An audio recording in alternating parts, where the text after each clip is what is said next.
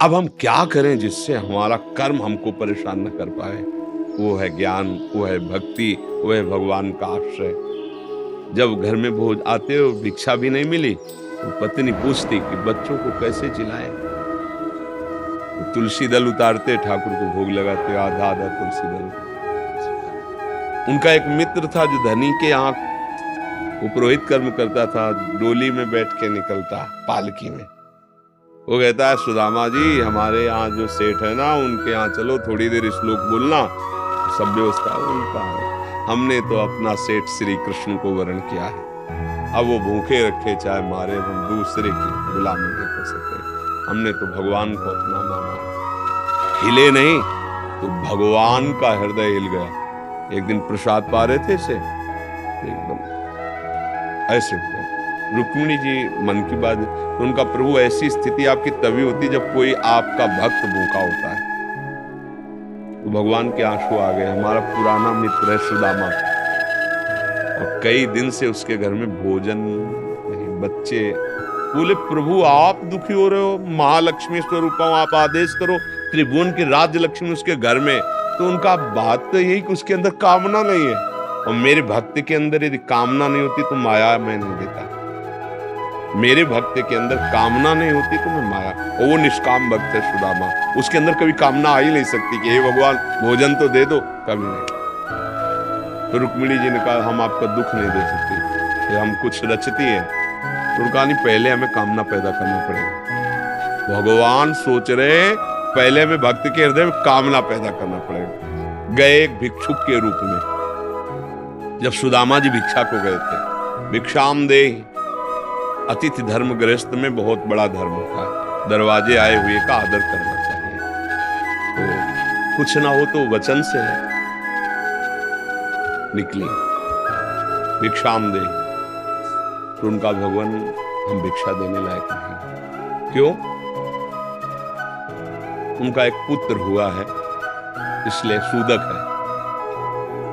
ठीक है, 15 दिन बाद आ जाएंगे। बोले मत आना, क्योंकि हमारे जो पुत्र हुआ है वो दरिद्र नामक पुत्र हुआ है, और इसका सूदक पूरे जीवन में नहीं जाएगा। अर्थात हम दरिद्र हैं, हमारे पास कुछ है ही नहीं जो मैं आपको दे सकूं। भगवान ने कहा सुना है तुम्हारे पति के मित्र द्वारिकाधीश भगवान है, जिनके मित्र श्री कृष्ण द्वारिकाधीश हैं, उनकी ये दशा। एक बार कहो ना अपने पति से कि अपने मित्र के पास जाएं। भगवान से पत्नी आए, जब आए सुदामा जी तो पत्नी ने कहा कि हाँ हमें तो स्मरण नहीं था, आपके मित्र द्वारिकाधीश है ना, आप उनके पास जाओगे तो मैं कभी इस बात के लिए नहीं जाऊंगा कि श्री कृष्ण मुझे सांसारिक वस्तु दे। नहीं नहीं। बोले आप कब कह रही मांगना, आप केवल जाओगे तो आपकी दशा देख करके वो आपको दे देंगे। बोले तुम कहती हो तो हमें दर्शन मिलेंगे मेरे प्यारे के, इसलिए मैं जा सकता हूं। अब मित्र के पास, गुरु के पास जाए तो कुछ ऐसा शास्त्रीय सिद्धांत है, कुछ भेंट ले जाए। बेटी के यहाँ जाए, गुरुदेव के यहाँ जाए, आराध्य देव के यहाँ जाए, ऐसा और मित्र के यहाँ जाए तो उनका भेंट के लिए, और खुद खाने के लिए भेंट क्या। सुदामा जी की पत्नी का देखो प्रयास करती, 4-5 आप मोहल्ले के घरों में गई तो कुछ तो ऐसे थे, देखते ही बंद कर लेते थे दरवाजा, मांगेगी आके और क्या। थोड़ा एक प्रिय भाव रखती थी। हमारे पति द्वारिकाधीश से मिलने जा रहे हैं, कुछ उनकी भेंट के लिए। तो सूप होता है, सूप से जैसे पछोड़ा जाता है, अच्छे चावल पीछे हो जाते हैं, टूटे वाले आगे हो जाते हैं। वो टूटे हुए तंदुल जो वो दिए कि ले लो, तंदुल लिए 3 मुट्ठी। और उनके पास अच्छी रुमाल भी नहीं थी, क्योंकि सब पैसे से होता है, गरीब इतने गरीब। अपनी फटी हुई कपड़े की धोती, उसमें चावल। पूरा बहुत बड़ा चरित्र पर जब भगवान के द्वार में पहुंचे, जहां ब्रह्मा और शंकर भी खड़े रहना होता है, वो द्वारिकाधीश का वैभव। द्वार पाए दरिद्र ब्राह्मण, फटी सी, इतनी बीमारी है, ऐसा शरीर, आंखों में भगवत तेज समाया हुआ है। तो उनका भैया एक बार तो अपने स्वामी से कह दो जाके कि सुदामा नाम का कोई आपका मित्र आया, बस ऐसा। पार्षदों ने बड़े दयालु हैं, पार्षदों ने कहा आप यहीं तब तक खड़े रहिए जब तक हम आए। और भी पार्षद थे। एक दौड़ते हुए गया, जय जयकार हो प्रभु। कोई एक दरिद्र ब्राह्मण वेश में और वो सुदामा कूद पड़े भगवान। ब्रह्मा शंकर को भी इंतजार करना पड़ता था, लेकिन सुदामा नाम सुनते ही भाग पड़े भगवान। और ये सब आश्चर्यचकित बात रुक्मिणी जी, पार्षद सब देख रहे हैं कि ऐसे तो कभी भगवान नहीं भागे कि भाई ब्रह्मा जी आए भगवान भाग पड़े या शंकर जी आए, सब आकर इंतजार करते हैं। और प्रभु जब प्रभु दौड़ के गए,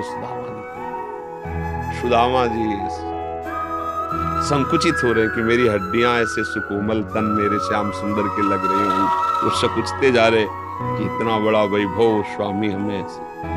भगवान अपने हाथ से चरण पखारे सुदामा जी के, थाल रखकर।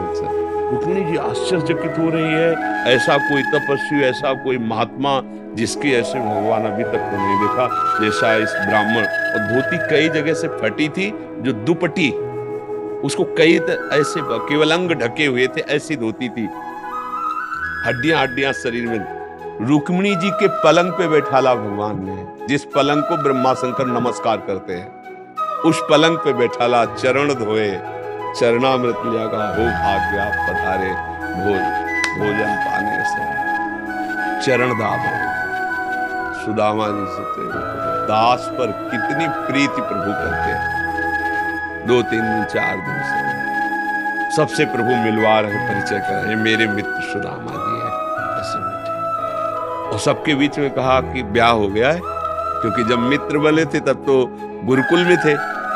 सुदामा ने कहा पुत्र भी है, तो भाभी ने कुछ दिया भी होगा हमारे लिए। अब ये वैभव, अब वहां फटे कपड़े में तंदुल कैसे?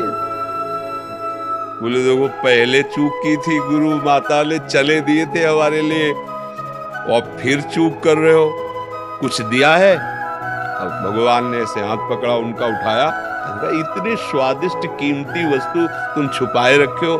खोला, उस फटे पुराने कपड़े में लपटे हुए तंदुल, रोमांच हो रहा है भगवान। रुक्मिणी जी देख रहे कि ऐसी प्रसन्नता से तो 56 भोग भगवान नहीं पाते द्वारिकाधीश, जैसी इस गरीब ब्राह्मण के तंदुल पा रहे हैं भगवान। दूसरी मुट्ठी ली, तीसरी में रुक्मिणी जी ने हाथ पर, प्रभु बस इतना काफी है इनके लिए। 2 मुट्ठी में 2 लोग का वैभव सुदामा को। प्रगट में 25 पैसे भी नहीं दिए, एक भी वस्तु ले। 3-4-5 दिन आनंद लिए। फिर सुदामा जी से कहा भगवान ऐसे चले। सुदामा जी ने सोचा कि प्रगट में तो कुछ दिया नहीं, हमें लगता विदा करने चल रहे तो कुछ अगर 2-4 असरफी भी होंगी तो खान पान व्यवस्था तो चली जाएगी। भगवान ने कहा जो अच्छे अच्छे कपड़े पहनाए थे रास्ते में कोई उतार सकता है तो उतार दो, अपनी धोती पहन लो। रास्ते बोले आप इधर से ऐसे जाना, फिर वहां से मुड़ जाना। बोले हम तो आए थे तो रास्ता तो जानते हैं प्रभु, चले। और रास्ते में सोच रहे मेरे मित्र कितने कृपालु हैं, मुझे इसलिए नहीं दिया कि ये कहीं मेरा चिंतन छोड़कर धन का चिंतन न करें। हे श्री कृष्ण, सदैव आप जैसा ही मित्र मिले। सोचते सोचते आए तो देखा फिर वही द्वारिकापुरी। बोले मेरी बुद्धि मारी गई है कि वास्तविक यहाँ कोई रचना हो गई। यहाँ तो हमारी छोटी सी कुटिया थी, ऐसा देखा कि उनकी पत्नी जो है स्वर्ण थाल लिए दास दासियों से आरती उतारने। तो उनका तुम कौन हो? तो उनका आपकी दासी हूँ, आपकी पत्नी। ये सब बोले जिनके पास गए थे ना उन्होंने सब अश्रुपुलकित हो रहे कि वास्तविक तेरे दरबार की आली निराली शान ये देखी, सखावत खुद तेरी गलियों में चक्कर काटते देखा, फैलाया हाथ जिसने तेरे दरबार में आकर तुझे देते नहीं देखा, मगर झोली भरी देखी। ऐसे अगाध सिंधु भगवान का दासत्व भला हमको निष्फल कैसे हो जाए? हम जो राधा राधा जप रहे हरि हरि, ये कभी निष्फल हो सकता है। पर धैर्यवान रहो। समय से जब आएगा तो आप निहाल हो जाओगे। अश्रद्धा मत करो।